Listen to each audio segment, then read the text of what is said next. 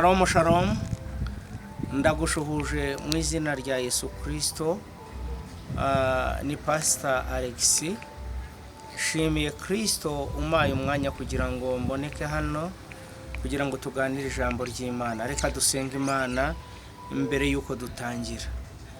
Mana, mu izina rya Yesu Kristo ngushimiye umwanya umpaye kugira ngo nganirize bene data ijambo ryawe.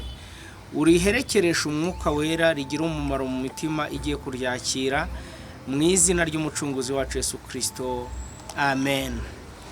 Nshuti mwene data, ndagira ngo dusangire ijambo ry'Imana dusanga mu gitabo cy'ibyahishuro Yohana ibice byaho 3. Turahera ku murongo wa 7. Haravuga ngo, wandikire marayika w'itorero ry'i Filadelfiya uti, uwera kandi w'ukuri ufite urufunguzo rwa Dawidi, ukingura ntihagire ukinga kandi ukinga ntihagire ukingura. Aravuga aya magambo ati, nzi imirimo yawe, dore shyize imbere yawe urugi rukinguye kandi ntawe ubasha kurukinga, kuko ufite imbaraga nke, nyamara ukitondera ijambo ryanjye ntiwihakane izina ryanjye. Amen. Imana ibahe umugisha mu izina rya Yesu. Dusomye iri jambo ry'Imana muri iki gitabo cy'ibyahishuro Yohana. Tubona Yohana uyu nguyu ni umwe mu ntumwa za Yesu, kandi ni wa wundi wabanye na Yesu, ya nshuti ya Yesu, wa mwigishwa Yesu yakundaga. Ntabwo nshaka kwinjira muri byinshi, niwe ntumwa ya nyuma kandi yapfuye mu ntumwa za Yesu uko ari 12. Yohana niwe wapfuye nyuma. Rero yapfuye afite imyaka 100 kandi yapfuye urw'ikirago. Nubwo yahuye n'ibyago mu muhamagaro we, ntabwo nshaka kwinjira muri byinshi yakorewe muri uyu muhamagaro, uburyo yakubiswe, uburyo bamutetse mu ngunguru y'amavuta, ingorane yahuye nazo. Ahubwo nicyo naje kukubwira ngo ni Yesu ufite urufunguzo. Haleluya. Ni Yesu ufite urufunguzo, ukinga ntihagire ukingura kandi yakingura ntihagire ukinga. Imana ihabwe icyubahiro. Ndashaka kugira ngo uyu munsi mwene data ugarurire Imana icyizere. Garurira Imana icyizere, kuko uwo wizeye niwe ukinga ntihagire ukingura, kandi yakinguye ntawakinga. Imana ihabwe icyubahiro. Hari igihe kenshi ujya ucika intege ukikorera abantu ngo mukuru wawe ntacyo akumariye, inshuti ntacyo zikumariye, abavandimwe ntacyo bakumariye. Ariko mu ijuru hari Imana itazabura kugira ikimarira abayitegereza. Kandi reka nkubwire, Imana ishyize urugi rukinguye imbere yawe kandi nta muntu ubasha kurukinga. Iyo Kristo yashyize imbere yawe urugi rukinguye, na murozi, na nyabingi, na bitega. Igihe cy'Imana cyageze, Imana irakingura kandi Imana irakora. Nshuti y'umusaraba, birakwiriye yuko mu gihe nk'iki ugarurira Imana icyizere, kuko hari urugi rukinguye ishize imbere yawe.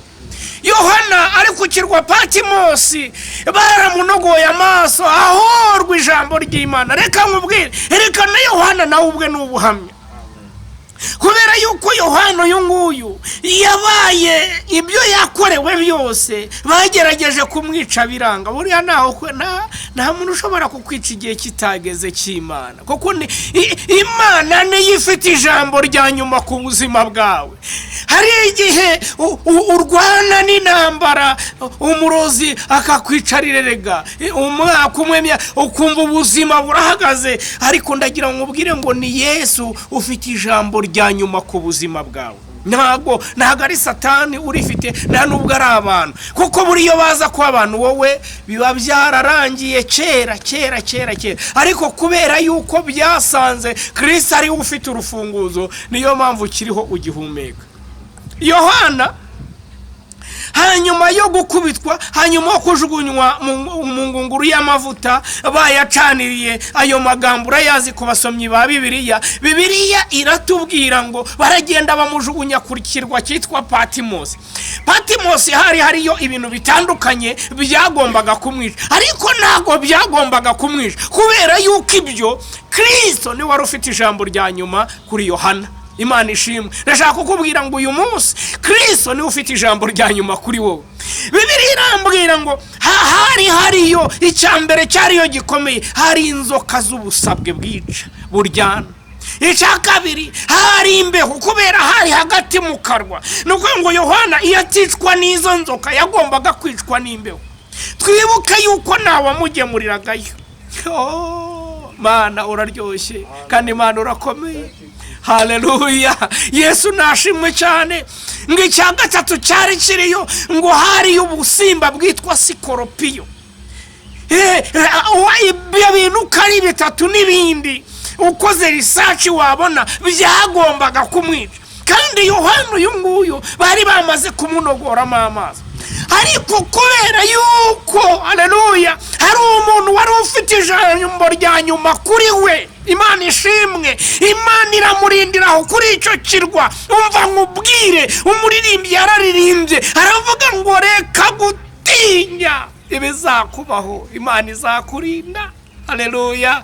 Imana izakurinda ngibisi yose mu nzira ucamo izaguhaza amahoro. Imana yarindeye Saduraka na Meshake na Abedenego ikabarindira mu itanura ryaka umuriro, ikindi gihe ikabarindira mu ntare.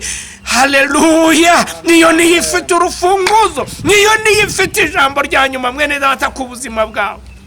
Bibiliya irambwira ngo ibyo bintu byose byagombaga kumwica, ariko kubera yuko umva nkubwire, kubera yuko misiyo ya Yohana yari itararangira, Imana ikomeza kumuramburaho ukuboko kwayo. Umva ntabwo ari twe turiho, ni Kristo muri twebwe uriho. Twebwe twarapfuye kera, ariko umuhamagaro w'Imana uracyari muri twebwe. Impamvu turiho, haleluya, nuko Kristo ari we ufite ijambo rya nyuma. Mwene data umva nkubwire mushiki wanjye, ni Yesu ufite urufunguzo. Uwo yakinze nta muntu ukingura, iyo akinguye nta muntu ubasha gukinga. Intare yo mu muryango wa Yuda, ibyiringiro by'abamwizera, rudatetereza abanyamasengesho, amagambo yageze iwa Ndabaga. Haleluya. Uwo ntago azagusiga. Nibyo umuryango wagusiga, abantu bagusiga, abantu bakuvaho, ariko Imana nziza ntago ikituvaho. Yesu niwe nshuti nziza izahorana natwe. Uyu munsi narinje kukubwira ngo muri ibyo byose niho Yohana Imana yamusanze, kandi hari amagambo aryoshye bene aravuga ngo njyewe Yohana. Haleluya. Yesu nashimwe. Umva nkubwire ikintu kibanje nshuti y'umusaraba, hari ikintu nakunze, presentation ya Yesu yereka Yohana. Yaramubwiye ngo njyewe ngo niyo narapfuye ariko none ndiho. Yarabanje aramwibwira, avugwa yongera kumwiyobora, ninjye Yohana, ntugire ngo ndundi, ninjyewe. Haleluya. Yesu nashimwe cyane. Ngo nuko ngo mindukizwa no ngo yumvishijwe ngo rimeze nk'iry'amazi asuma, ngo nk'iryo nigeze kumva. Ngo nuko mindukizwa no kureba, ngo ndabwirwa ngo Yohana icyo ubona ucyandike, ucyandikira amatorero 7 yo muri Efeso, murazana. Umva nkubwire, naho ntago nshaka kuhatinda, ariko muri ayo matorero ni nyuma y'akarengane kari kariho. Yesu asubiye mu ijuru, bamwe baraguye abandi barasubiye inyuma. Ntago nshaka kuvuga buri ritorero, niringiri kubwigiye ntago ndivugaho cyane ri Philadelphia, ariko riri mu matorero yashimwaga 3. Hari amatorero 3 yashimwaga, ayandi aragawa, hari ageragezaga cyane. Ariko aramubwira, nakunze presentation, atangira abwira iri torero, aramubwira ngo ufite urufunguzo rwa Dawidi, ucinga nihagira ukingura, kandi ukingura nihagira ukinga. Aravuga ya magambo ati, nzi imibabaro yawe, nzi kugerageza. Ugira ngo ibyo ucamo ntago Imana ibizi, Imana irabizi. Haleluya. Ugira ngo ibyo ucamo data arabizi, papa arabizi, kandi ntago ari indorere indorerezi mu bibazo byawe. Umva asubiremo, ntago Kristo ari indorerezi mu buzima bwawe, mu bibazo byawe. Ntago Kristo ari indorerezi. Abantu baba indorerezi, naye Imana yo ntago ari indorerezi. Imana hari icyo yiteguye gukora. Abwira Yohana ngo, arababwira ngo, ngewe ufite urufunguzo ukingana, nshize urugi rukinguye imbere yawe, kandi nawe ubasha kurukinga. Haleluya. Yesu nashimwe bene data. Hari urugi ruje imbere yawe, umwanzi yari yarafunze, ariko Kristo azanye imbaraga ze, azanye urufunguzo rwe. Haleluya. Kugira ngo agufungurire. Umva mbabwira akantu keza Bibiliya yatubwiye, cyangwa Bibiliya yambwiye. Bibiliya yambwiye ngo hanyuma yo kuzuka tubona ko ngo Yesu yagiye ikuzimu amara iminsi 3 agakingurira abera. Umva nkubwire, mutekereza yuko yakinguye? Umva nkubaze, yarakinguye, imfunguzo zisigayo. Bibiliya iraryoshye. Umva nkubwire, nta ngufuri nimwe Yesu adafitiye urufunguzo. Reka ndekera. Umva nkubwire, nta ngufuri nimwe Yesu adafitiye urufunguzo. Yamwambuye imfunguzo afungurira abera, amara iminsi 40 yiyereka abigishwa be ari kumwe nabo yafunguriye. Ndagira ngo nkubwire ngo ni Yesu ufite urufunguzo. Ntago ari papa wawe urufite, ntago ari mama wawe urufite, ntago ari abarozi babifite, ntago ari abaguhiga, ahubwo Kristo ni ufite urufunguzo, kandi niwe ufite ijambo rya nyuma ku buzima bwawe. Amahoro ya Kristo abane nawe. Waricitse intege, warunaniwe, oya mwene data, umva nkubwire, ni ufite urufunguzo. Umva nkubwire, ni ufite ijambo rya nyuma, akura ibishoboka mu bidashoboka. Uyu mugabo ndamuzi, areba ibyapfuye akabibona nk'ibizima. Haleluya. Kristo wacu twizeye areba ibyapfuye akabibona nk'ibizima. Yageze kwa Lazaro, Lazaro yaranutse, ariko arangije aravuga ngo Lazaro ntiyapfuye, ni muzima. Ibyo ubona byapfuye Kristo arabibona nk'ibizima. Kubera iki? Ariyizeye. Imana iguhe umugisha mu izina rya Yesu. Nshize urugi rukinguye imbere yawe, kandi nta muntu ubasha kurukinga. Haleluya. Nta muntu ubasha kurukinga. Ibyo bibazo ubona uri kunyuramo, izo ngorane uri kunyuramo, n'ubundi buryo Imana ibonye, haleluya, yo kugira ngo ikwereke iyindi kote y'imbaraga zayo. Yesu nashimwe yacishije Abayisiraheli ku nyanja, suko izindi nzira zari zabuze, ahubwo yagira ngo yongere, haleluya, yongere yereke abigishwa be, yereke Abayisiraheli iyindi kote y'imbaraga zayo. Imana yashakaga kukwereka iyindi kote y'imbaraga zayo. Umva nkubwire, ukinga ntihagire ukingura, ukingura ntihagire ukinga. Ashize urugi rukinguye imbere yawe, kandi nta mwana w'umuntu wabasha kurukinga. Amahoro ya Kristo abane nawe mwene data. Gira kwizera, ibi bintu bigenderemo, ibi bintu byiyumvemo, uzamure kwizera. Imbaraga za Yesu zirakora. Reka ngusengere, Imana ikwambika imbaraga, Imana igukomeze, Imana ibane nawe. Data, mu izina rya Yesu, ijambo ryawe ni ukuri ni rizima, ni wowe ukinga ntihagire ukingura, kandi wowe ukingura ntihagire ukinga. Ndagushimiye hele bone shayide gose, ndagushimiye dime honde maisi.